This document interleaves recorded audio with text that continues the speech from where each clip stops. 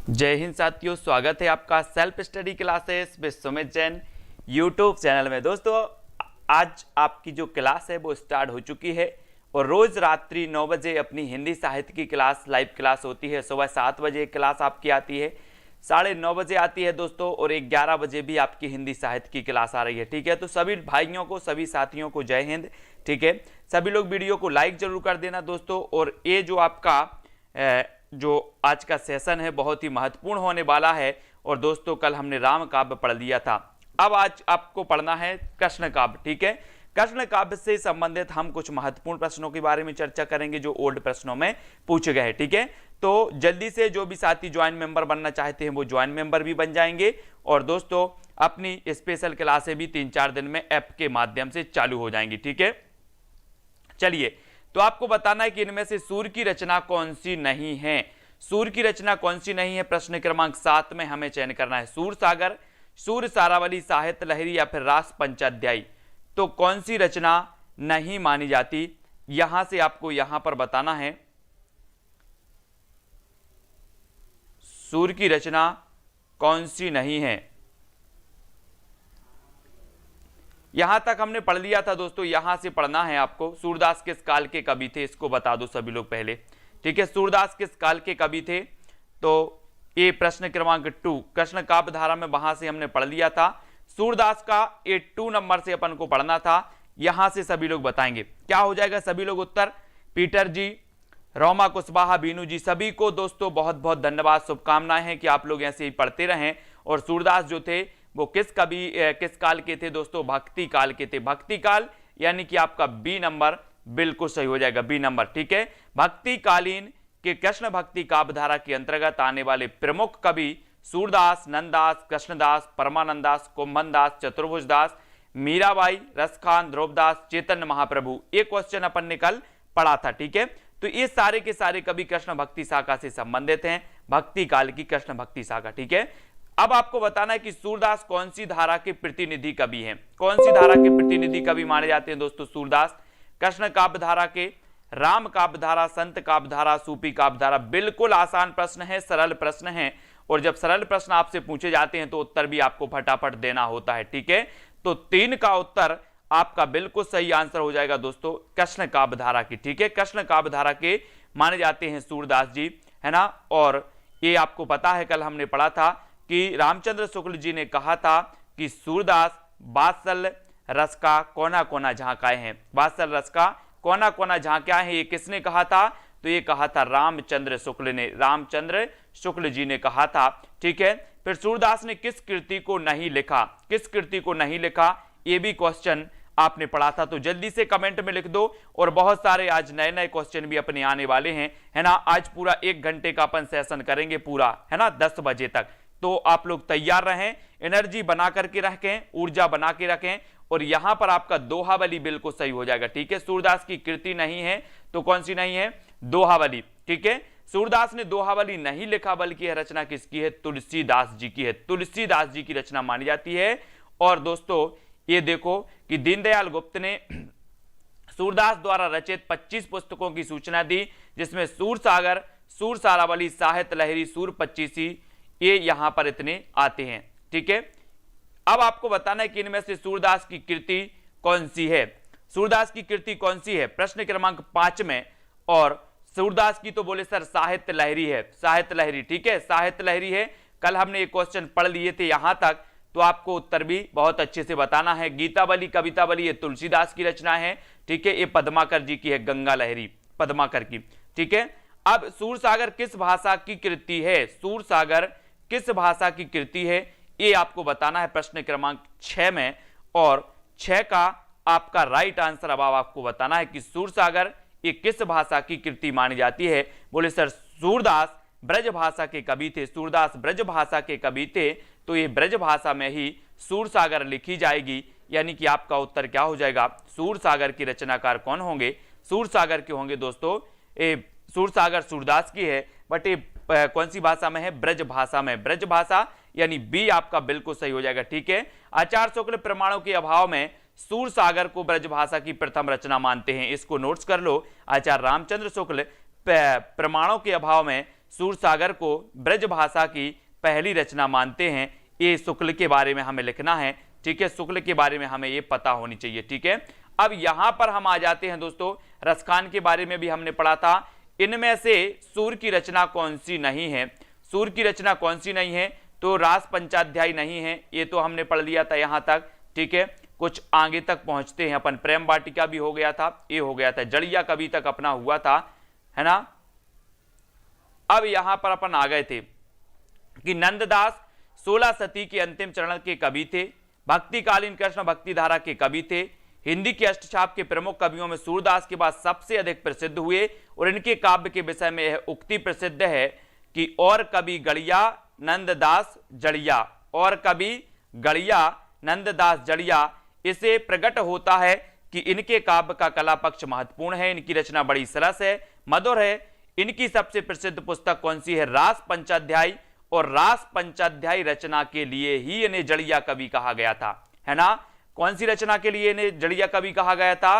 रास पंचाध्यायी रचना के लिए कहा गया था, जो रोला छंद में लिखी गई। और नंददास की अन्य प्रमुख रचनाएं हैं भागवत दशम स्कंद, रुक्मणी मंगल, सिद्धांत पंचाध्यायी, रूप मंजरी, मान मंजरी, ब्रह मंजरी, दान लीला, है ना, मान लीला, सुदामा चरित और ये भंवर गीत। ये भंवर गीत तो पूछी गई थी पीजीटी एग्जाम में, है ना। तो ये आपका भंवर गीत भी आपको याद रख लेना है, ठीक है, भंवर गीत आपको याद रख लेना। अब यहां पर देखो, अनेकार्थ मंजरी एक प्रकार का पर्याय कोश ग्रंथ है। अनेकार्थ मंजरी के रचनाकार कौन है? अनेकार्थ मंजरी के रचनाकार कौन है दोस्तों? अनेकार्थ मंजरी के हैं कौन? नंददास जी। और एक पर्याय कोश ग्रंथ है, ये क्या है? पर्याय कोश ग्रंथ है। और मांझ मंजरी में अमर कोश के आधार पर शब्दों के पर्यायवाची ही लिखे गए हैं, ठीक है। रूप मंजरी नंददास का लघु आख्यान है, रूप मंजरी, है ना, रूप मंजरी नंददास का क्या है? लघु आख्यान है। नंददास को सिर्फ नंद से पढ़ना है, नंद, है ना। अपन बोलते ना कि नंद भौजाई, नंद भौजाई, वही वाली नंद है, ये नंद से अपन को जोड़ देना है तो सारी चीजें याद हो जाएंगी। बोले सर नंद का रूप कैसा है? तो रूप मंजरी, है ना, नंददास। नंद की भंवर पड़ गई तो भंवर गीत नंददास, ठीक है। ऐसे ऐसे में नंददास की पूरी नंद से रिलेट करके अपन नंद की पूरी रचनाएं याद भी कर लेंगे, ठीक है। भंवर गीत मूल उद्देश्य निर्गुण निराकार ब्रह्मा की उपासना का खंडन करते हुए सगुण साकार कृष्ण भक्ति की स्थापना करना इसका मूल उद्देश्य था, है ना। सिद्धांत पंचाध्यायी कृष्ण की रास लीला से संबंधित रचना है। नंददास का भंवर गीत सूर के भ्रमर गीत के समरूप ही माना जाता है, ठीक है। इनको सभी को आपको याद रखना है। फिर आपसे क्वेश्चन पूछा जाता है, यहां पर पूछा जाता है नंददास किस काव्यधारा से संबंधित हैं? अरविंद जी, एक घटना चक्र की बुक है और आपके ओल्ड पेपर जो पीजीटी टीजीटी में क्वेश्चन पूछे गए हैं उन क्वेश्चनों का इसमें संकलित किया गया है, संकलन किया गया है, ठीक है। वो क्वेश्चन इसमें है, नंददास किस काव्यधारा से संबंधित हैं, ये भी आपको बताना है, ठीक है। तो नंददास किस काव्यधारा से संबंधित माने जाते हैं, तब आपका बिल्कुल सही आंसर क्या हो जाएगा? 12। और बोले सर ये काव्यधारा की बात अगर हो रही है तो नंददास भी कृष्ण काव्यधारा के कवि माने जाते हैं। और नंददास जी के गुरु का नाम क्या था? विट्ठलनाथ, है ना। विट्ठलनाथ के बारे में आपको यह पता होगा दोस्तों कि विशेष आपने देखा होगा पुष्टि मार्ग के प्रवर्तक कौन माने जाते हैं? पुष्टि मार्ग के प्रवर्तक कौन माने जाते हैं दोस्तों? वल्लभाचार्य। शुद्धाद्वैतवाद के प्रवर्तक कौन माने जाते हैं? वल्लभाचार्य, ठीक है। वल्लभाचार्य के पुत्र का नाम क्या था? वल्लभाचार्य के पुत्र का नाम था विट्ठलनाथ। आपको पता होगा दोस्तों कि 252 वैष्णव की वार्ता और 84 वैष्णव की वार्ता हिंदी साहित्य के इतिहास के स्रोत की जब भी बात होती है कि हिंदी साहित्य का इतिहास विभिन्न विद्वानों ने लिखा, रामचंद्र शुक्ल ने लिखा, हजारी प्रसाद द्विवेदी ने लिखा, रामकुमार वर्मा ने लिखा, तो इन्होंने कोई ना कोई आधार तो माना होगा, है ना। इनको कैसे पता चला हिंदी साहित्य का इतिहास? तो इन्होंने जो स्रोत बताए हैं, सबसे पहले स्रोत उन्हीं को लिया जाता है 252 वैष्णव की वार्ता, 1568 जिसका रचना काल है 252 वैष्णव की वार्ता और 84 वैष्णव की वार्ता। ये आपको याद रख लेना है, इनको माना जाता है। और 84 वैष्णव की वार्ता में वल्लभाचार्य के 84 शिष्यों का वर्णन किया गया है। और दोस्तों 252 वैष्णव की वार्ता में विट्ठलनाथ के 252 वैष्णव 252 शिष्यों का चित्रण किया गया है। ठीक है, तो ये चीज आपको याद रख लेनी है। और जो नंददास हैं इनके गुरु का नाम था विट्ठलनाथ। ठीक है, अब यहां से एक चीज और आती है दोस्तों, विट्ठलनाथ की जब बात आ गई है तो 1565 में विट्ठलनाथ ने 4 वल्लभाचार्य जी के शिष्य और 4 विट्ठलनाथ जी के शिष्यों को मिलाकर एक स्थापना की थी। काय की स्थापना की थी? अष्टछाप की। कब की थी? 1565 में। आपसे क्वेश्चन पूछा जाता है कि निम्न में से बताइए कि किसने अष्टछाप की स्थापना की थी, तो आप बता देना विट्ठलनाथ ने। ठीक है, और कब की थी? तो 1565 में की थी। इतनी चीजें आपको इसके बारे में याद रख लेना है। और नंददास सब कवि गढ़िया, नंददास जड़िया, रामचंद्र शुक्ल ने इन्हें जड़िया कहा। और क्यों कहा? तो रास पंचाध्यायी रचना के लिए इन्हें कहा। इनकी श्रेष्ठ रचना मानी जाती है रास पंचाध्यायी। ठीक है, यह भी आपको याद रख लेना है। अब यहां पर अपन बात करते हैं दोस्तों, हाँ, और ये 284 वैष्णव की जो वार्ता है ये गोकुलनाथ की रचनाएं मानी जाती हैं। ठीक है, इनको याद रखेंगे। अब आपको बताना है सुदामा चरित के लेखक हैं तो कौन है? सूरदास, नंददास या फिर रत्नाकर। सुदामा चरित के लेखक कौन माने जाते हैं? है ना, सूर्य के कुंभ पर कृष्ण। बहुत बढ़िया हितेश द्विवेदी जी, अगर आपने अष्टछाप की वो वीडियो देखी है जिसमें मैंने पूरा अष्टछाप आपको एक एक चीज बताई है, साथ ही उसमें ट्रिक भी बताई है, यानी कि अष्टछाप के लगभग 40 प्रश्न मैंने उसमें करवाए हैं, वो वीडियो देख लेना। उस सुदामा चरित के लेखक कौन माने जाते हैं? प्रश्न क्रमांक 13 में आपको चयन करना है और 13 का आपका राइट आंसर हो जाएगा क्या? बोले सर सुदामा चरित के जो लेखक हैं वो कौन है? नंददास। सुदामा चरित के लेखक कौन है दोस्तों? नंददास। ठीक है, इसको याद रखेंगे नंददास। फिर बढ़ते हैं आगे जो अपना क्वेश्चन आता है कि भ्रमर गीत परंपरा में भंवर गीत की रचना किसने की? इसको थोड़ा सा रट लेना। ये भंवर गीत कई बार पूछी गई, भंवर गीत, है ना। और भ्रमर गीत के चक्कर में बहुत सारे लोग सूरदास लगा के आते हैं। अब सूरदास नहीं लगाना है भंवर गीत में, अब सूरदास नहीं लगाना भंवर गीत में, अब क्या लगाना है? नंददास। क्योंकि बोले सर नंद की क्या पड़ गई? भंवर पड़ गई। नंद की भंवर पड़ गई, तो ये नंददास जी की रचना हो जाएगी। कौन सी? भंवर गीत। भंवर गीत नंददास, सूरदास नहीं लगाना है। ठीक है, ये नहीं लगाना है, ये नंददास की रचना हो जाएगी। रास पंचाध्यायी के लेखक कौन माने जाते हैं? प्रश्न क्रमांक 15 का हमें चयन करना है। रास पंचाध्यायी के लेखक आपको बताना है कौन माने जाते हैं। तो रास पंचाध्यायी तो अपन ने पढ़ा था कि सर रास पंचाध्यायी की 2 लोगों ने रचना की है। एक रचना तो की है रहीमदास ने भी और एक रचना की है नंददास ने भी। तो अब यहां पर दोनों ऑप्शन हैं, तो दोनों ऑप्शन में से आपका पहला नंददास बिल्कुल सही हो जाएगा यहां पर। लेकिन याद रख लेना कि रहीम ने भी रास पंचाध्यायी नाम से रचना की और नंददास ने भी रास पंचाध्यायी नाम से रचना की है, यानी कि इसको सभी को याद रख लेना। जैसे मैंने कल के वीडियो में या पिछले वीडियो में मैंने बताया था उर्वशी। उर्वशी कुछ लोग कमेंट करते हैं, थोड़ा सा कमेंट को अपन ऐसा किया करें, है ना, कि आपको अगर किसी रचना के बारे में पता नहीं है तो उसमें संशय वाली बात की शायद सर ऐसा हो सकता है ना। कमेंट में थोड़ा सा आप लोग नरमी बरतें। जब लोग कमेंट करते हैं बोले सर आपने उर्वशी गलत बताया है, उर्वशी जयशंकर प्रसाद की रचना तो है ही नहीं, ये तो दिनकर जी की है। मैंने मान लिया कि हाँ दिनकर जी की रचना तो है, लेकिन भाई साहब एक रचना उर्वशी जयशंकर प्रसाद की भी है। ठीक है, तो जब तक हमें हिंदी साहित्य बहुत अथाह हैं, हिंदी साहित्य के बारे में थोड़ा सा आपको अच्छे से पढ़ना है और मुझे भी और पढ़ने की अभी जरूरत है। ऐसा नहीं है कि हिंदी साहित्य मैंने सब कुछ पढ़ लिया, बहुत पढ़ेंगे, है ना। तो उर्वशी दिनकर जी की रचना है जिसे क्या मिला था? ज्ञानपीठ पुरस्कार मिला था, लेकिन प्रसाद जी की रचना का नाम भी उर्वशी है, ये भी आपको याद रख लेना। ठीक है, तो ऐसे कुछ रचनाएं होती हैं जो एक ही नाम से अनेक कवियों की हो सकती हैं। ठीक है, अब यहां पर आपको बताना है कि मीराबाई का मलार किसकी कृति है? मीराबाई का मलार किसकी कृति है? मीराबाई, नंददास, छीत स्वामी और गोविंद स्वामी। जब दोस्तों हम एक ही नाम वाली रचनाएं आपको करवाएंगे, तब आप देखोगे कि सर एक ही नाम की लगातार 8-8, 5-5 रचनाएं एक ही नाम की अन्य कवियों की हैं, अन्य दूसरे कवियों की भी हैं, है ना। मैं करवाऊंगा आपको। ठीक है, तो मीराबाई का मलार किसकी कृति है? तो ये मीराबाई जी की है ना। नरसिंह जी को मायरो, और दोस्तों और भी लिखी है ना। यहां पर देखते हैं कि राग गोविंद भी इन्हीं की है। मीराबाई का मलार मीराबाई की कृति है। भक्तिकालीन साहित्य में मीराबाई ने कुल 4 ग्रंथों की रचना की। एक तो नरसिंह जी का मायरा है ना, गीत गोविंद की टीका इन्होंने लिखी, राग गोविंद, राग सोरठा आदि लिखी हैं। यहां पर आप कंफ्यूज नहीं होना, आपसे एक सीधा सा क्वेश्चन पूछा जाता है कि राग गोविंद किसकी रचना है, राग गोविंद किसकी रचना है। तो राग गोविंद में अगर आपने अच्छे से पढ़ा है तो आप मीराबाई लगाओगे, लेकिन एक रचना गीत गोविंद भी है, गीत गोविंद भी है। किसकी है गीत गोविंद? गीत गोविंद रचना है जयदेव की, गीत गोविंद रचना है जयदेव की, ठीक है।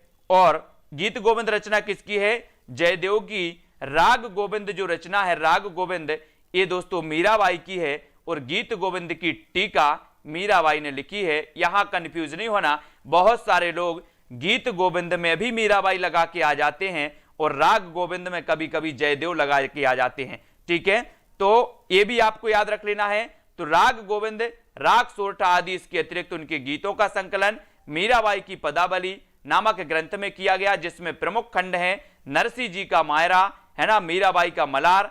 एनी क्वेश्चन, यानी कि कोई भी क्वेश्चन अगर आपके मन में अभी चल रहा है और आप कमेंट में लिख रहे हैं, तो मैं आपसे बोलूंगा कि वीडियो के लास्ट में आपको 5 मिनट दिए जाएंगे, उस समय आप सारे क्वेश्चन पूछ लेंगे। बीच में कोई क्वेश्चन का मैं जवाब भी नहीं दूंगा, है ना। लास्ट में आपको 5 मिनट मिलेंगे। मीराबाई रविदास की शिष्या थी, है ना, और रविदास मतलब रैदास। मीराबाई के गुरु का नाम क्या था? रैदास। और मीराबाई ने चित्तौड़गढ़ में रविदास छत्री का निर्माण करवाया था। अब आपको 17वां आंसर बताना है, मीराबाई के गुरु कौन थे? मीराबाई के गुरु प्रश्न क्रमांक 17 में सूरदास, रैदास, मलुकदास या फिर कबीरदास। 17 का आंसर सभी लोग चयन करेंगे। मीराबाई के गुरु का नाम हमें चयन करना है दोस्तों। और मीराबाई के जो गुरु थे, यहीं पर अब भी हमने पढ़ा है कि सर रविदास कभी आ जाए या फिर रैदास आ जाए, तो रविदास या फिर रैदास एक ही बात है। तो मीराबाई जी के गुरु का नाम था रैदास, है ना। ये भी आपको याद रख लेना। इनमें से पुष्टि मार्ग के कवि कौन माने जाते हैं? पुष्टि मार्ग के कवि बताना प्रश्न क्रमांक 8 में। और दोस्तों 4 विकल्प हैं पुष्टि मार्ग के कवि हमें चयन करना है। मैंने अभी आपको बताया था कि पुष्टि मार्ग के प्रवर्तक माने जाते हैं कौन? वल्लभाचार्य।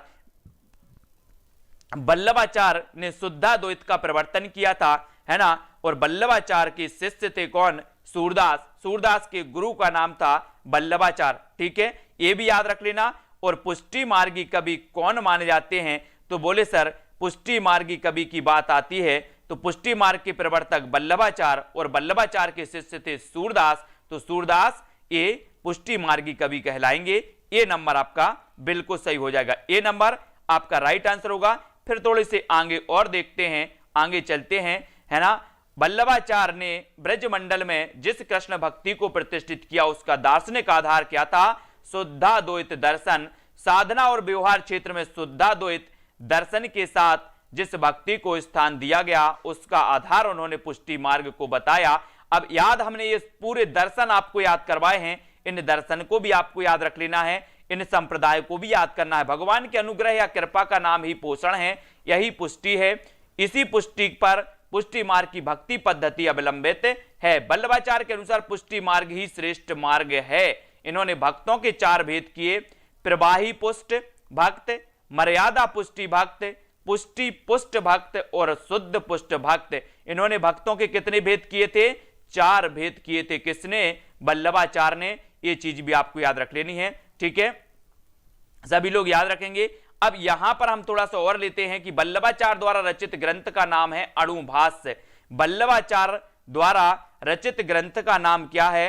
अणुभाष्य। इनके अन्य ग्रंथ भागवत की सुबोधनी, टीका, भागवत तत्वदीप निबंध, पूर्व मीमांसा भाष्य, गायत्री भाष्य, श्रृंगार रस मंडन, विद्वान मंडन, पत्रावलंबन और पुरुषोत्तम सहस्त्र नाम, ये अन्य ग्रंथ माने जाते हैं। लेकिन सबसे ज्यादा पूछा जाता है इनका अणुभाष्य। अणुभाष्य इनका ग्रंथ है वल्लभाचार्य का, ठीक है, ये पूछा जाता है हमेशा, है ना।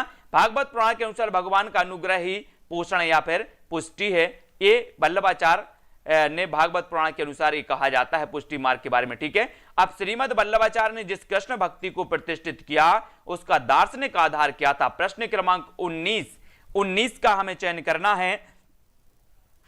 तो प्रश्न क्रमांक 19 का आंसर क्या हो जाएगा? श्रीमद वल्लभाचार्य ने जिस कृष्ण भक्ति काव्य को प्रतिष्ठित किया उसका दार्शनिक आधार क्या है? अर्चना जी, लास्ट में मैं बोल रहा हूं कि लास्ट में आप कमेंट लिखना, कोई भी अगर एनी डाउट है, एनी क्वेश्चन है, वो 5 मिनट आपको दिए जाएंगे। ठीक है, उसमें आप लिख सकते हैं सभी लोग। श्रीमद वल्लभाचार्य ने जिस कृष्ण भक्ति को प्रतिष्ठित किया उसका दार्शनिक आधार क्या है, ये आपको बताना है। दोस्तों बीच में जब आप कमेंट करते हैं तो क्या होता है कि उसका अगर हम जवाब देते हैं तो जो लय होती है पढ़ने और पढ़ाने की वो टूट जाती है, इसलिए मैं बोलता हूं, इसलिए मैं किसी का ज्यादा नाम भी नहीं लेता, क्योंकि जो लय है और जो अपन को पढ़ना है वो क्या होती है, डिस्टर्बेंट होती है। तो 5 या 10 मिनट आपको दिए जाएंगे फुल, आप बिल्कुल आनंद से अपना प्रश्न लिखेंगे। श्रीमद वल्लभाचार्य ने कृष्ण भक्ति को प्रतिष्ठित किया उसका दार्शनिक आधार क्या है, ये हमें बताना है। तो दार्शनिक आधार अभी तो हमने पढ़ा था कि सर इन्होंने शुद्धाद्वैत दर्शन का प्रवर्तन किया था, शुद्धाद्वैत दर्शन का प्रवर्तन किया था, है ना, वल्लभाचार्य ने। किसने किया था? वल्लभाचार्य ने। बोले सर वल्लभाचार्य बिल्कुल शुद्ध थे। वल्लभाचार्य कैसे थे? शुद्ध थे। कैसे थे? शुद्ध, है ना। तो ये आपको तत्व दीप निबंध किसकी रचना है? 20 का आंसर बताना। तत्व दीप निबंध किसकी रचना मानी जाती है? वल्लभाचार्य की, निम्बार्काचार्य, नाभादास या फिर नंददास की। तत्व दीप निबंध। वल्लभाचार्य कैसे थे? शुद्ध थे। तो शुद्धाद्वैत का प्रवर्तन कौन करेंगे? वल्लभाचार्य करेंगे कि सूरदास करेंगे? बोले सर वल्लभाचार्य करेंगे, क्योंकि वल्लभाचार्य कैसे थे? शुद्ध थे, बिल्कुल शुद्ध। तो शुद्धाद्वैत वल्लभाचार्य, है ना। और तत्वदीप निबंध किसकी रचना है? तो ये निबंध ये मानी जाती है किसकी? वल्लभाचार्य की। तत्वदीप निबंध ये रचना वल्लभाचार्य। ठीक है, ये नंबर बिल्कुल सही है, ये नंबर। फिर बढ़ जाते हैं आगे जो हमें पढ़ना है वो देखते हैं। निम्न में से किसने पुष्टि मार्ग की स्थापना की थी? पुष्टि मार्ग की स्थापना किसने की थी? प्रश्न क्रमांक 21 का हमें चयन करना है। पुष्टि मार्ग की स्थापना करने वाले जो आचार्य थे वो कौन थे? तो ये तो आपको पता है, वल्लभाचार्य थे। वल्लभाचार्य यानी बी नंबर आपका बिल्कुल सही हो जाएगा। जब अपना एक कवर हो जाएगा दोस्तों तो आपका बेसिक जो हिंदी साहित्य है वो बहुत सारा कंप्लीट हो जाएगा। बेसिक हिंदी साहित्य कंप्लीट हो जाएगा, इसलिए बिल्कुल टाइम से क्लास में आए। वल्लभाचार्य द्वारा रचित ग्रंथ का नाम क्या है? प्रश्न क्रमांक 22। तो हमने अभी पढ़ा था कि सर वल्लभाचार्य द्वारा रचित जो ग्रंथ का नाम है वो नाम है क्या है? अभी हमने पढ़ा कि तत्वदीप, है ना, तत्वदीप और अणुभास। बोले सर, है ना, तत्व का जब निर्माण होता है विभिन्न अणुओं से होता है, अणु और तत्व, तो ये ही एक ही माया है, तत्व और अणु। और अध्यात्म जो अणुभास से है, अणुभास यानी कि आपका डी नंबर 22 का, है ना, जयवीर भारती जी, डी नंबर बिल्कुल सही हो जाएगा, अणुभास। ठीक है, कृष्ण काव्य धारा के प्रवर्तक कौन माने जाते हैं? प्रवर्तक बताना है दोस्तों। कृष्ण काव्य धारा के प्रवर्तक, है ना, आपको पता है कि सगुण भक्ति धारा, निर्गुण भक्ति धारा, ये 2 शाखाएं प्रवाहित हुई और सगुण भक्ति धारा में कृष्णाश्रयी शाखा निकली और कृष्णाश्रयी शाखा के जो प्रमुख थे वो सूरदास थे, लेकिन कृष्ण काव्य धारा के जो प्रवर्तक थे वो कौन थे? स्वामी वल्लभाचार्य थे, जिन्होंने शुद्धाद्वैत की रचना की। अणुभास इनका ग्रंथ है ना, तत्वदीप इनका निबंध है। ये भी आपको वल्लभाचार्य के बारे में याद रखना है ना। इनमें से कृष्ण भक्ति कवि कौन सा नहीं है? आपको पता होनी चाहिए कि कृष्ण भक्त कौन है ना। और दोस्तों राम भक्त कौन है? तो कृष्ण भक्ति धारा के कवि कौन से नहीं है? सूरदास नहीं है, रसखान नहीं है, तुलसीदास नहीं है, या फिर कृष्णदास नहीं है। इनमें से चयन करना है और इन कवियों से भी क्वेश्चन बनते हैं कि कौन सा कृष्ण काव्य धारा का है, कौन सा राम काव्य धारा का है, कौन सा सूफी काव्य धारा का है और कौन सा आपका संत काव्य धारा का है। तो यहां पर आपने बिल्कुल सही बताया। बोले सर सूरदास जी हैं, कृष्णदास जी हैं, रसखान हैं, कुंभन दास जी हैं, नंददास जी हैं, चतुर्भुज दास जी हैं, है ना, ये सभी कृष्ण काव्य धारा के कवि हैं। बल्कि तुलसीदास ये राम काव्य धारा के कवि हैं। इनको याद रखेंगे।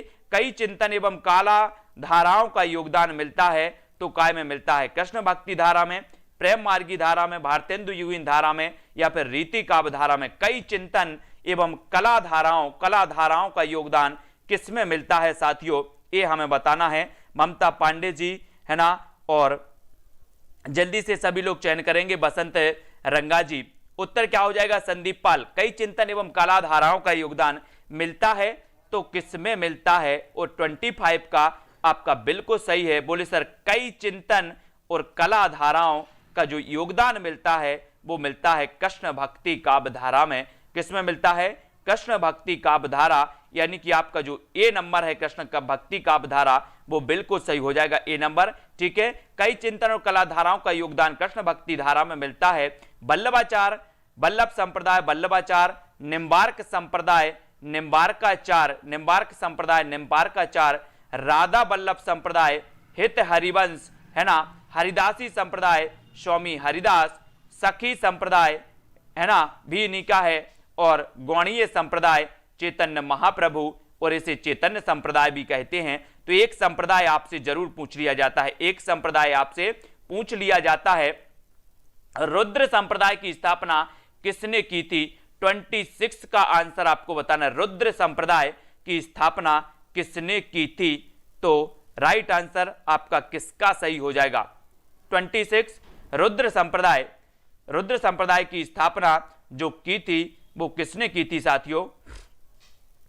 मैंने आपको बताया था कि शंकर जी को रुद्र कहा जाता था, लेकिन अब समझ लेना दोस्तों कि हम शंकर जी को भी याद कर रहे हैं और विष्णु जी को भी याद कर रहे हैं। तो यहां पर रुद्र संप्रदाय की जो स्थापना की थी वो की थी किसने? विष्णु स्वामी। विष्णु स्वामी यानी कि आपका जो सी नंबर है, यहां पर देखो बहुत सारे लोग कंफ्यूज हो गए और लगा दिया ए। बोले सर रुद्र स्वामी लिखा है, रुद्र स्वामी लिखा तो रुद्र संप्रदाय के हो जाएंगे।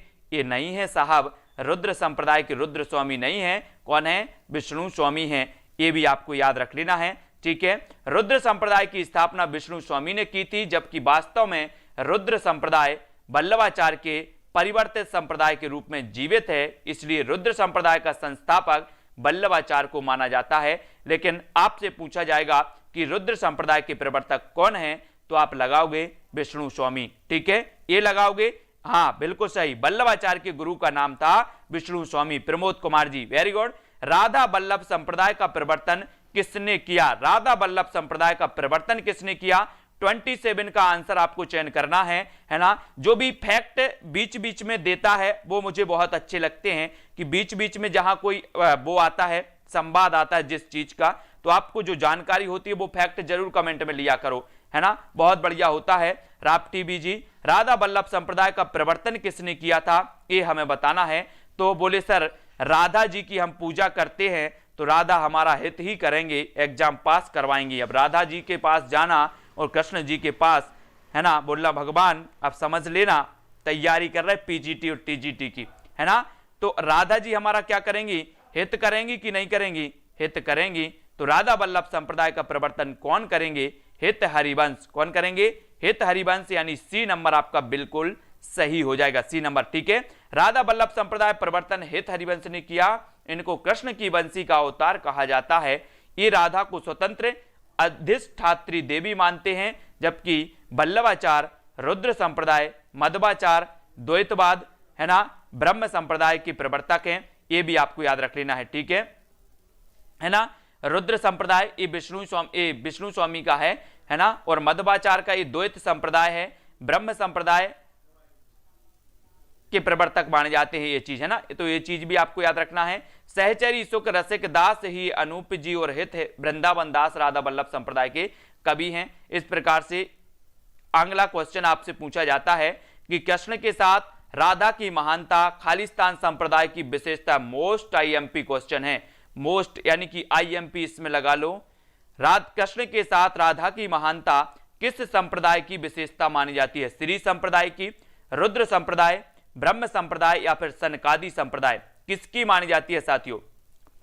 कृष्ण के साथ राधा की महानता किस संप्रदाय की विशेषता है? 4 विकल्प हमें दिए हैं, 4 में से आपका उत्तर बताना है। और उत्तर आपका क्या हो जाएगा? कृष्ण के साथ राधा की महानता किस संप्रदाय की विशेषता है? और वो संप्रदाय होता है दोस्तों कौन सा होता है? 28 में ए लगा दिया बहुत सारे लोगों ने श्री संप्रदाय, लेकिन इसका उत्तर है दोस्तों कौन सा? सनकादि संप्रदाय। सनकादि संप्रदाय है ना। डी नंबर बताया है रेणुका जी ने, वेरी गुड आंसर है ना। यहां पर देखो कृष्ण के साथ राधा की महानता, सनकादि संप्रदाय यानी कि निम्बार्क संप्रदाय कृष्ण भक्ति से संबंध रखने वाला ब्रज मंडल का प्रमुख वैष्णव संप्रदाय है। इस संप्रदाय के आदि उपदेष्टा श्री हंस भगवान हैं। उनसे सनत या सनकादि को उपदेश मिला, इसलिए इस संप्रदाय को सनकादि संप्रदाय भी कहा जाता है। कौन से संप्रदाय को? निम्बार्क संप्रदाय को, निम्बार्क संप्रदाय को सनकादि संप्रदाय भी कहा जाता है, ये भी याद रख लेना। और इस निम्बार्क संप्रदाय में, इस सनकादि संप्रदाय में कृष्ण के साथ राधा की महानता का जो है इसमें एक विशेषता है। किसकी? सनकादि संप्रदाय। और सनकादि यानी कि निम्बार्क है ना, निम्बार्क संप्रदाय, ये भी याद रख लेना। और ये निम्बार्काचार्य का माना जाता है। कभी कभी आपसे सनकादि पूछ लिया जाएगा या फिर आपको दोस्तों निम्बार्क से पूछ लिया जाएगा। अब आपका ये सनकादि संप्रदाय बिल्कुल सही हो जाएगा। नारद मुनि ने इस उपदेश को ग्रहण कर इसे आचार्य निम्बार्क को दिया। इस संप्रदाय में ईश्वर को सगुण अवतारी श्री कृष्ण के रूप में स्वीकार किया जाता है। कृष्ण भक्ति में राधा कृष्ण का युगल भाव स्वीकृत है। वाम भाग में वृष भानुजा राधा के साथ विराजमान है, ये आपको याद रख लेना है। फिर आपको यहां पर बताना है ना, ये यहां पर बताएंगे। अगला जो अपना क्वेश्चन है, अगला आपको यहां पर देखते हैं। निम्बार्क को भगवान कृष्ण के सुदर्शन चक्र का अवतार माना जाता है। कुछ विद्वानों का मत है कि अत्यंत सुंदर होने के कारण को शैशव काल में सुदर्शन भी कहते थे। ठीक है, ये आपका देखना है। फिर अगला क्वेश्चन यहां पर बताना है। तिरपन सिंह जी, जरा बताओ कौन सी बुक से पढ़ा है, जरा कमेंट में लिख सकते हो आप, कौन सी बुक से आपको पढ़ना है, जल्दी से बताना। निम्न में से कौन सी श्री कृष्ण भक्ति का संप्रदाय नहीं है? श्री कृष्ण भक्ति संप्रदाय का नहीं है तो कौन सी नहीं है, जल्दी से चयन करना है आपको। प्रश्न क्रमांक 29 का आंसर आपको चयन करना है कि निम्न में से कौन श्री कृष्ण भक्ति का संप्रदाय नहीं है तो कौन सा नहीं है? 29 कौन सा नहीं माना जाता? श्री कृष्ण भक्ति संप्रदाय नहीं है तो कौन सा नहीं है? श्री वल्लभ संप्रदाय, हरिदासी संप्रदाय, गौड़ी संप्रदाय या फिर तत्सुखी संप्रदाय। यानी कि 29 और 29 का आंसर हो जाता है तत्सुखी संप्रदाय। तत्सुखी संप्रदाय यानी कि सी नंबर, सी आपका बिल्कुल सही हो जाएगा, सी नंबर। ठीक है, तत्सुखी संप्रदाय आपका बिल्कुल सही है। महात्मा जीवाराम ने सखी भाव की भक्ति को और पल्लवित किया तथा तत्सुखी शाखा की स्थापना की। इस संप्रदाय के भक्त स्वयं जो है स्त्री वेश धारण कर राम की उपासना करते थे और सीता को सापत्नी मानते थे। शेष संप्रदाय कृष्ण भक्ति संप्रदाय के हैं। तो आपसे पूछा जाता है कि तत्सुखी संप्रदाय के जो प्रवर्तक है वो कौन है? महात्मा जीवाराम, है ना, ये आपको याद रख लेना है। ठीक है, अब यहां पर 84 वैष्णवों की वार्ता का संबंध किस संप्रदाय से है, ये आपको बताना है। प्रश्न क्रमांक 30 में आपको चयन करना है दोस्तों, है ना। जो भी स्मार्ट लोग हैं, मैं बोलता हूं कि जब अपन टीचर के एग्जाम की तैयारी कर रहे हैं तो अपने जो शब्द हैं वो कैसे होने चाहिए? शब्द। मेरे पास एक ऑप्शन, बड़ा अच्छा ऑप्शन है, मैं कमेंट सारे लोगों के देखता हूं और मेरे पास एक ऑप्शन आता है ब्लॉक करने का। आपको अगर एक बार ब्लॉक किया जाए आप कभी नहीं देख पाएंगे चैनल, है ना। इसलिए अपन तैयारी कर रहे हैं टीचर की, है ना। और दोस्तों ये एक क्लास जो आपकी चल रही, कैसी चल रही है? निःशुल्क बारी चल रही है। ठीक है, तो जितना आपको मिल जाए, जितना आप पढ़ सको उतना आप ग्रहण करते जाओ। मैंने बहुत सारी बुक भी आपको बताई हैं, सजेस्ट करवाई हैं कि अगर आपको ये बुक अच्छी नहीं लग रही तो आपको दोस्तों क्या लग जाएगी? विवेक शंकर जी की बुक खरीद लीजिए, बच्चन जी की बुक खरीद लीजिए, वो बहुत अच्छी है, आप घर बैठ के भी अध्ययन कर सकते हैं, है ना। यूजीसी नेट उपकार की बुक खरीद लीजिए, सरस्वती पांडे की बुक खरीद लीजिए, है ना। वो सारी चीजें आप पढ़ सकते हैं। 84 वैष्णव की वार्ता का संबंध किस संप्रदाय से है, ये जरूरी बिल्कुल नहीं है कि आप हमसे ही पढ़ें, है ना। आप खुद पढ़ सकते हैं, स्मार्ट हैं, टीजीटी पीजीटी का अध्ययन कर रहे हैं। 84 वैष्णव की वार्ता का संबंध किस संप्रदाय से है? वो है वल्लभ संप्रदाय से। ये चीज आपको बताना है, वल्लभ संप्रदाय, यानी डी नंबर आपका सही है। 84 वैष्णव की वार्ता का संबंध वल्लभ संप्रदाय से है ना, जबकि सखी संप्रदाय राधा कृष्ण की युगल उपासना, रामानुज संप्रदाय विशिष्टाद्वैत के अंतर्गत वैष्णव धर्म और श्री संप्रदाय महालक्ष्मी की उपासना से संबंधित है। 31 का आंसर आपको चयन करना है, 31 का चयन करना है। प्ले लिस्ट में जाकर के देख लेना दोस्तों, प्ले लिस्ट में जाकर के देख लेना। हिंदी साहित्य के 1000 वीडियो से कम इस चैनल पर नहीं मिलेंगे। कितने वीडियो से कम? 1500 तो लगभग होंगे इसके, तो वो चीज भी आप पढ़ सकते हैं, जरूरी नहीं कि आप लाइव ही देखें, है ना, तो वो चीज भी आप पढ़ सकते हैं। बहुत सारी चीजें हैं और विभिन्न प्रकार की पुस्तकों से मैंने पढ़ाया है ना। अष्टयाम नामक पुस्तक में किसकी दिनचर्या का वर्णन है, ये दिनचर्या भी बताना है आपको। 31 का आंसर, और 31 का आपका राइट आंसर क्या हो जाएगा? कृष्ण, विष्णु, राम या फिर शंकर। सही आंसर बताएंगे सभी लोग। अष्टयाम नामक पुस्तक में किसकी दिनचर्या का वर्णन है? दोस्तों आप लोग तो सिर्फ अभी 2-4 दिन से आने लगे हो, मैं लगभग एक साल से रेगुलर अध्ययन करवा रहा हूं, है ना, और विभिन्न प्रकार की बुकों से करवा भी चुका हूं, और ये घटना चक्र की भी बढ़िया बुक है अगर आपको अध्ययन करना है तो, है ना। तो यहां पर अपना 31 का अष्टयाम नामक पुस्तक में किसकी दिनचर्या है ये यहां पर कहा गया है, और यहां पर एक स्टार दिया गया है। इसके बारे में भी हम यहां पर देखते हैं कि क्यों ये दिया गया अष्टयाम के बारे में। अष्टयाम नामक पुस्तक में कृष्ण की दिनचर्या का वर्णन है। किसकी?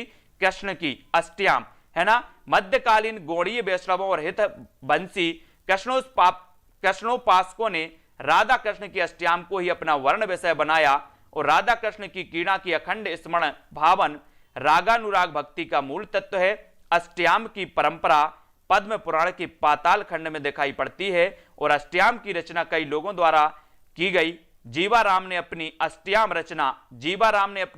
रचना, सीताराम की अपनी अष्टयाम लीला का वर्णन किया, कुछ ने अपनी रचना में राम की लीला का वर्णन किया। यही कारण है कि उत्तर प्रदेश माध्यमिक शिक्षा सेवा चयन बोर्ड ने अपने प्रारंभिक उत्तर कुंजी में इस प्रश्न का उत्तर कुछ ए माना था, किंतु तृतीय संशोधित उत्तर कुंजी में प्रश्न को मूल्यांकन से क्या कर दिया था? बाहर कर दिया गया था, क्योंकि अष्टयाम बहुत सारे विद्वानों की रचना है, ठीक है। और दोस्तों बहुत सारे विद्वानों ने अलग अलग प्रकार से, किसी ने कृष्ण की भक्ति की थी, किसी ने राम की थी, इसलिए दो है अलग कर दिया गया था क्वेश्चन, ठीक है। ये भी आपको बताना है कि छीत स्वामी किस धारा के कवि हैं, प्रश्न क्रमांक 32। छीत स्वामी बताना है, छीत स्वामी किस धारा के कवि माने जाते हैं? राम भक्ति धारा, अष्टछाप धारा, प्रेम मार्गी धारा या फिर निर्गुण मार्गी धारा के। छीत स्वामी मैंने आपको कई बार बताया है कि जो छीत स्वामी है दोस्तों, छीत स्वामी ये माने जाते हैं अपने कौन सी धारा के? 1565 में जब अष्टछाप की स्थापना हुई विट्ठलनाथ ने, है ना, की, तो छीत स्वामी दोस्तों इसी काव्य धारा यानी कि अष्टछाप से संबंधित थे, है ना। और ये अष्टछाप जो है, ये अष्टछाप धारा बी नंबर आपका बिल्कुल सही हो जाएगा, अष्टछाप धारा से संबंधित हैं। छीत स्वामी अष्टछाप धारा के कवि थे। छीत स्वामी मथुरा के निवासी थे। इनका प्रारंभिक जीवन अत्याधिक उच्च श्रृंखल और उदंडतापूर्ण था। एक कविता और संगीत दोनों में निपुण थे। उनके द्वारा रचित पदों की संख्या बताई जाती है 64, और छीत स्वामी शीर्षक से उनकी पदों का संकलित प्रकाशित है। यहां पर कुछ महत्वपूर्ण तथ्य हैं जिनको आपको नोट्स करना है कि अष्टछाप की स्थापना कब हुई थी? 1565 ईस्वी में गोस्वामी विट्ठलनाथ ने की थी। इन 8 भक्त कवियों में वल्लभाचार्य के 4 शिष्य थे और सूरदास जी के 4 शिष्य थे। तो वल्लभाचार्य के यहां पर देखो कुंभन दास, परमानंद दास, कृष्णदास और सूरदास ये वल्लभाचार्य जी के शिष्य थे, है ना। विट्ठलनाथ के 4 शिष्य कौन थे? गोविंद स्वामी, नंददास, छीत स्वामी और चतुर्भुज दास, ये विट्ठलनाथ जी के शिष्य थे। मैंने इनको ट्रिक से आपको बताया है, तो एक आप अष्टछाप की वीडियो देख लेना, है ना, ट्रिक से आपको ये सारे याद हो जाएंगे। ये 8 भक्त श्रीनाथ जी की नित्य लीला में अंतरंग सखाओं के रूप में सदैव उनके साथ साथ रहते थे। इसी मान्यता के आधार पर इन्हें अष्ट सखा कहते हैं, ठीक है। वल्लभ संप्रदाय में सेवा विधि का बहुत ही सांगोपांग वर्णन है, और अष्टयाम की सेवा मंगलाचरण, श्रृंगार, ग्वाल, राजयोग, उत्थान, भोग, संध्या आरती और शयन को इस संप्रदाय में बड़े समारोह से मनाया जाता है, स्वीकार किया जाता है, ठीक है। अब अष्टछाप की स्थापना 1565 ईस्वी में किसने की थी? 1565 में आपको बताना है। बुक की अगर बात करें साथियों, तो सरस्वती पांडे जी की भी बुक बहुत अच्छी है, सरस्वती पांडे जी की, है ना। और उपकार यूजीसी नेट वाली भी बुक अच्छी है।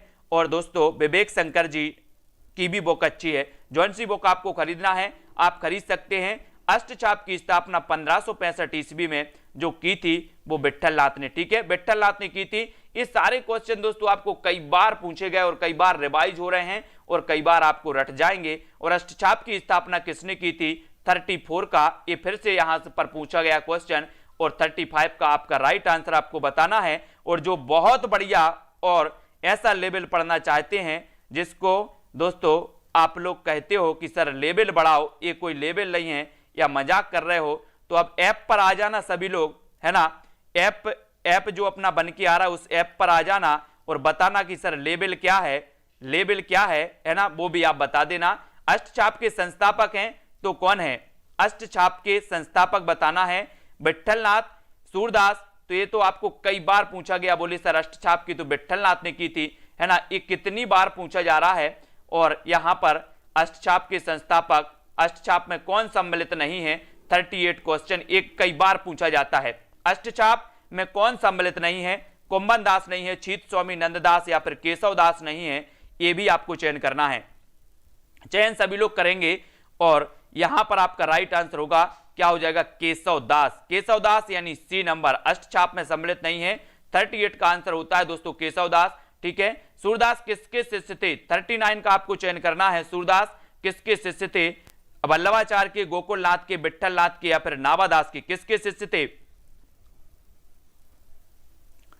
और 39 का आपका बिल्कुल सही आंसर होगा वल्लभाचार्य के। किसके थे? वल्लभाचार्य यानी ए नंबर वल्लभाचार्य के शिष्य थे। बिल्कुल सही हो जाएगा, ठीक है, बिल्कुल सही हो जाएगा ए नंबर। नीचे दिए नामों में से कौन से कवि वल्लभाचार्य के शिष्य नहीं हैं? तो बताओ, वल्लभाचार्य के 4 शिष्य और विट्ठल नाथ के 4 शिष्यों में से आपको चयन करना है कि वल्लभाचार्य के शिष्य कौन से नहीं हैं, ये भी आपको बतानी। तो जल्दी से चयन करेंगे कौन से कवि वल्लभाचार्य के शिष्य नहीं हैं। अभी तो हमने पढ़ा था कि जो वल्लभाचार्य के शिष्य थे वो कौन कौन से थे? परमानंद दास तो थे, है ना, और कौन थे? और उत्तर हो जाएगा चतुर्भुज दास। इसका चतुर्भुज दास जो थे ये वल्लभाचार्य के शिष्य नहीं थे। ए नंबर आपका बिल्कुल सही है, ए नंबर, ठीक है। कौन विट्ठल नाथ का शिष्य था? 41 कौन विट्ठल नाथ का शिष्य था ये बताना है, कौन था?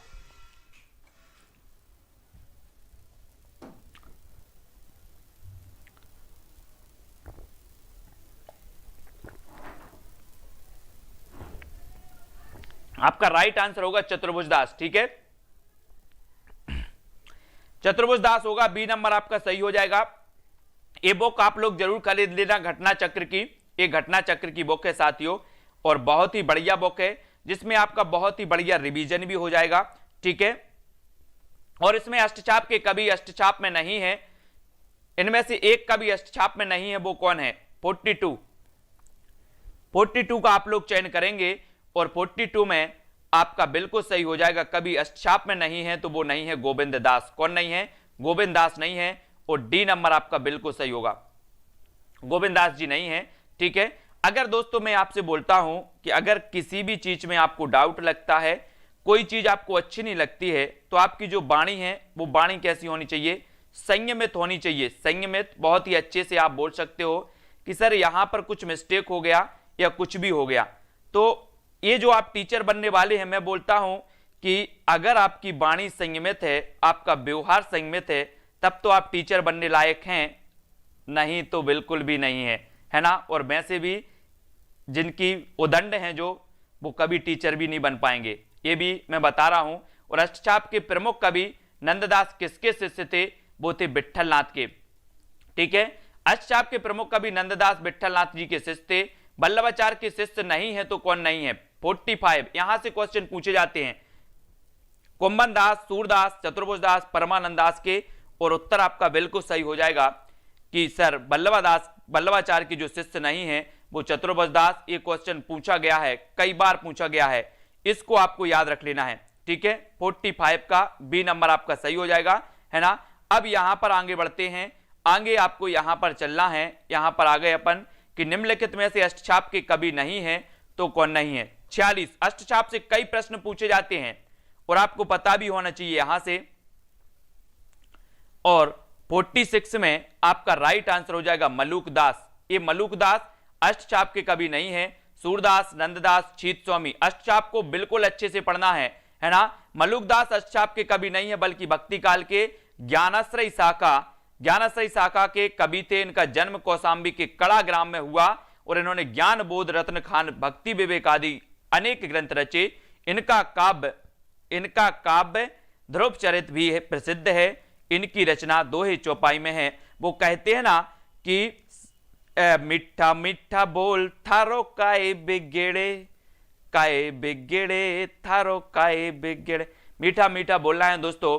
किसी को आपके शब्द, है ना, अपन बोलते ना कि एक शब्द औषध करे, एक शब्द करे घात, इस प्रकार से कुछ बोलते हैं और ऐसे ही अच्छे से बोलना है। अष्टचाप के अंतर्गत ना पढ़ने वाले कवि का नाम है, कौन है? सुंदरदास। ये अष्टचाप से संबंधित नहीं होते, इनको पढ़ लेते हैं, ठीक है। और इस प्रकार से कौन सा कवि अष्टचाप का कवि नहीं है? ये अष्टचाप से कई प्रश्न पूछे जाते हैं यार, इनको तो जरा पढ़ लीजिए, ठीक है। इनको पढ़ना है सभी को अष्टचाप के बारे में। और यहां पर अपनी क्लास को आज करते हैं ओवर। सभी लोग वीडियो को लाइक कर देना, जितने भी साथी वीडियो को पसंद करते हैं, जो कुछ लाभ प्राप्त कर, जिनको कुछ प्राप्त हुआ है वो ही लाइक कर देना, है ना। और दोस्तों सभी शेयर भी कर देना है। इसलिए तो क्या कहते हैं कि फ्री वाली क्लास की कोई वैल्यू नहीं होती। फ्री वाली क्लास की क्या नहीं होती? वैल्यू नहीं होती। इसलिए मैंने पेड कोर्स को लॉन्च करने का निर्णय लिया है कि जब लोग पैसे लगाकर पढ़ते हैं तो उन्हें अच्छा लगता है ना, और फ्री की कोई वैल्यू नहीं होती, है ना। तो वीडियो को लाइक करना। 9 बजे यथावत क्लास चलेगी, रोज चलेगी, है ना। और 4-5 दिन में ऐप लॉन्च हो जाएगा और मैं भी आपको बताऊंगा कि आपको पढ़ना कैसे है ना। और हिंदी साहित्य का कोई भी प्रश्न छूटा नहीं जाएगा दोस्तों। और पढ़ते रहना है, अभ्यास करते रहो और वीडियो को शेयर और लाइक जरूर करना है, ठीक है।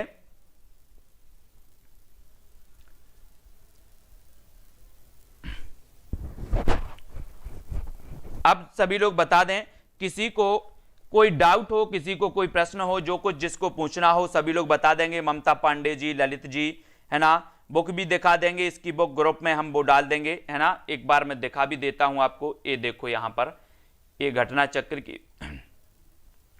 चक्र की बुक है।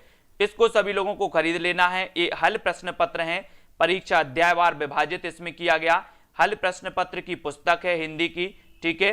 ये टीजीटी, पीजीटी, नेट आदि सभी प्रश्नों का इसमें संकलन किया गया है। इन प्रश्नों को अच्छे से आप पढ़ लेना एक बार, ठीक है। बहुत सारी चीजें हो जाएंगी। और वीडियो को सभी लोग लाइक कर देना। और एस रत्ती जी, ठीक है, वेरी गुड। गुरु जी, हाँ, नरोत्तम दास की भी है सुदामा चरित, वेरी गुड। मिनी पांडे, जस जी,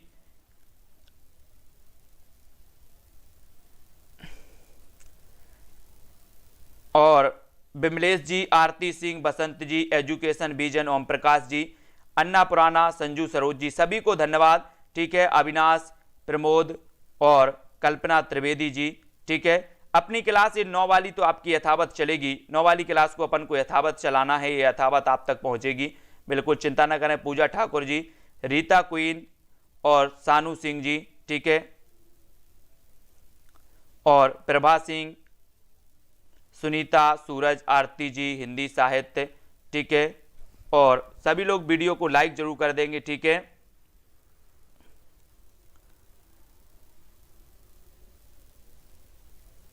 देखो, जो शुद्धाद्वैतवाद है या द्वैतवाद है, इनमें समझने की कोई जरूरत नहीं है। आपको पढ़ना कितना है? सिर्फ इतना पढ़ना है कि द्वैतवाद के प्रवर्तक कौन है, शुद्धाद्वैतवाद के प्रवर्तक कौन है। इसके अंदर कभी क्वेश्चन नहीं आता कि आप शुद्धाद्वैत में क्या है, द्वैतवाद में क्या है। इतनी चीज आपको पढ़नी है, ठीक है।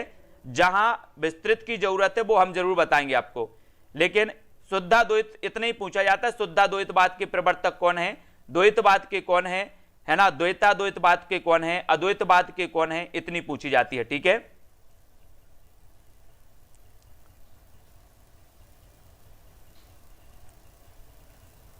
ना। ऋतु queen ji, very good.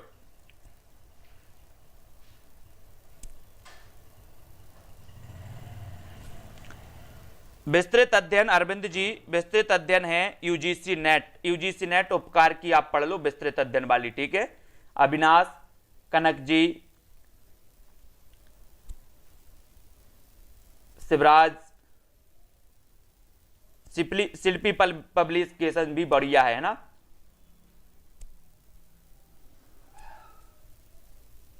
Vimlesh Kumari ji thank you, Jasprit Kaur और शिवराज जी, रीता जी, और किसी का कोई क्वेश्चन हो तो वो जरूर बता दे, है ना।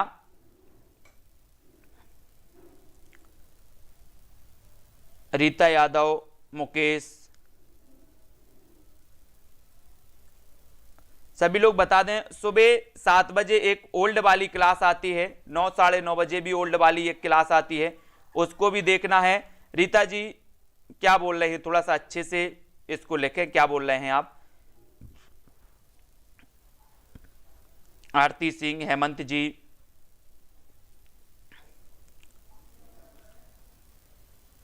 रूबी पाल, अमरदीप कौर जी। पंजाब मास्टर कैडर, देखो पंजाब मास्टर कैडर का भी ग्रुप बन गया है ना, और उत्तराखंड एलटी का भी ग्रुप बना है। नीचे डिस्क्रिप्शन में जाओ, जो एलटी पीजीटी टीजीटी वाले हैं उनका ग्रुप की लिंक नीचे डिस्क्रिप्शन में दी है, जो पंजाब वाले हैं उनकी ग्रुप की लिंक दी है, और जो एलटी ग्रेड वाले हैं उनकी भी लिंक दी है डिस्क्रिप्शन में। सभी ग्रुपों की लिंक दी है ना। सभी ग्रुप की लिंक से आप अपने अपने ग्रुप में जुड़ जाएंगे, ठीक है। ठीक है, सभी लोग जुड़ जाएंगे।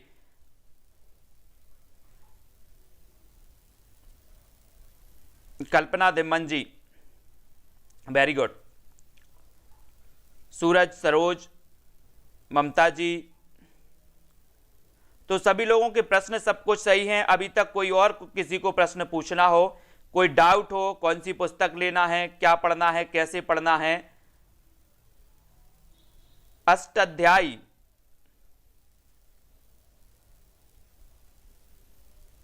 अष्टाध्यायी की अष्टछाप,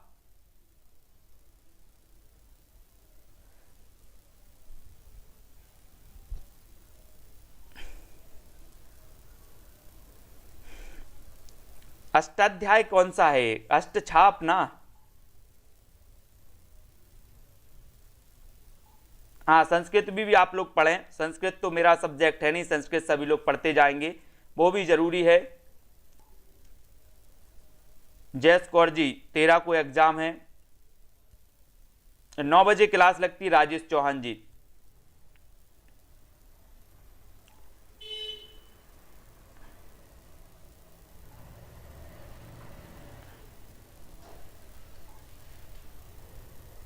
नीचे डिस्क्रिप्शन में जाओ, उसमें लिंक दी है, ठीक है।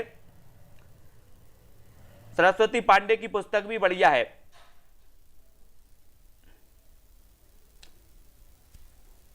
अष्टाध्यायी पाड़नी की है वो तो, हाँ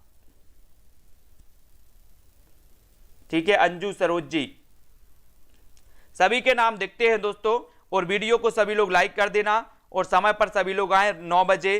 प्रभा सिंह, मिनी पांडे, ममता जी, अंजू जी, हेमंत, खुशी शर्मा जी, सभी को धन्यवाद, और वीडियो को लाइक और शेयर जरूर करेंगे, ठीक है। आज के वीडियो के लिए बस इतना ही। जय हिंद।